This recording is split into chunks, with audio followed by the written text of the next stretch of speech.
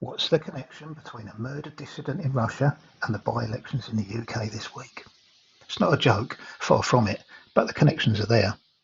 Terrible news from Russia, where Alexei Navalny has died in prison. It's not unexpected, but it's still shocking, especially as the Russian authorities don't seem to want to release the body so his family can have independent tests and find the cause of death. I wonder why. Guess it makes a change from Putin's critics falling from high windows, and of course the state has cracked down on Navalny's supporters. Bear that in mind when I get to the by-elections bit.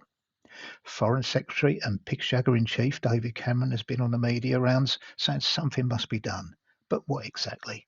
He says human rights abuses shouldn't be tolerated, unless of course they're committed by Saudi Arabia and Israel, who we supply arms to.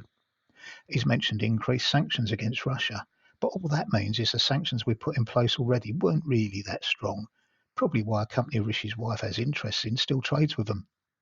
Cameron, who's off to the Falklands to see if we can stoke up a bit of trouble there again, or at least bag an oil deal with the new right-wing Argentinian leader, seems to have forgotten it was his party that helped Putin come to power. Inaction when Russia invaded Crimea in 2014, the Russia report into Russian involvement in the Brexit referendum that didn't find any, mainly because it didn't look into that aspect of it. Boris Johnson travelling to Russia without his security detail in 2018, just after Putin tried to murder the Skipples in Britain.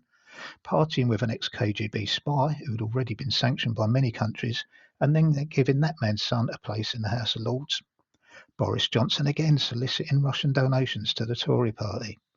The Conservative Friends of Russia, now renamed the Westminster Russian Forum, who organised a conference to strengthen links with Russia after the invasion of Ukraine. Surprisingly, or not, Carrie Johnson, Boris' wife, has attended their meetings. So what's the connection to the recent by-election where the Tories were completely trounced? Well, the slide from being a functioning democracy doesn't happen overnight. It starts with changes to the law to make elections less fair. Ring any bells? Voter ID, requirements, boundary changes in favour of the ruling party, restricting who can vote by age, giving votes to non-residents. It starts with marginalising minority sections of the population, whether it's immigrants, trans people, the poor, the weak, the disabled. You get the idea.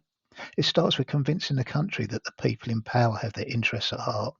It starts with having a complicit media that chooses to highlight the opposition's problems while ignoring the same problems within the governing party. Take the recent attacks on Labour over anti-semetism, but the total lack of coverage of this Tory councillor or this previous Tory Prime Minister. It starts with not doing things before an election because it might not show you in a good light. See how they're delaying the post office compensation payouts, despite all their recent pretences at sympathy for the victims.